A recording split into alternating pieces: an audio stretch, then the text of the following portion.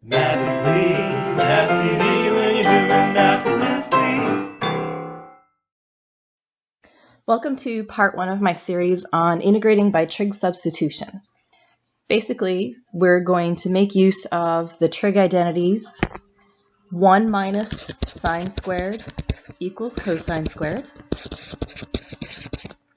secant squared minus 1 equals tan squared, and 1 plus tan squared equals secant squared. There are other versions of these trig substitutions, but they would lead to negatives in the integrand, so these will usually avoid the negatives. Basically, we'll use trig substitution usually when we see a sum or a difference involving x squareds. Of course, we would try to use substitution first because that would be easier, but in the example shown below, the integral of dx over the square root of 25 minus x squared, you can see that if I let u equal 25 minus x squared, the du would have to be negative 2x, and I don't have another x in the integrand. So I'm going to match 25 minus x squared to 1 minus sine squared equals cosine squared, because it's a constant minus a variable squared. If I multiply this through by 25, that will match the 25 in the integrand. So I'd get 25 minus 25 sine squared equals 25 cosine squared.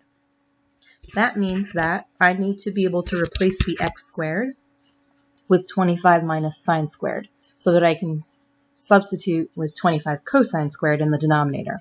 The value of that is it will eliminate the subtraction in the radical, which should make it easier for me to simplify. So if x squared equals 25 sine squared, that means that x equals 5 sine theta, and then taking the derivative of both sides, the dx would be 5 cosine theta d theta.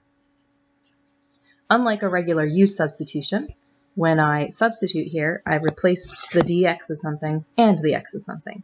So the dx gets replaced by 5 cosine theta d theta, and in my denominator, 25 minus 25 sine squared theta. So simplifying, that gives me the square root of 25 cosine squared theta. So now I no longer have subtraction in the radical. And then simplifying further, my denominator is 5 cosine theta. So this all simplifies away. The integral of d theta is just theta plus a constant. Now going back to my original substitution, I originally let x equal 5 sine theta. So solving for theta, theta is the same thing as inverse sine of x over 5.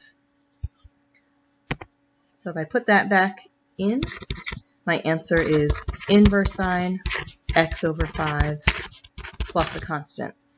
Now, we could have gone back to the original problem and just reversed the rule for the antiderivative of inverse sine, but I do think in this case trig substitution is easier because then I don't have to memorize that rule.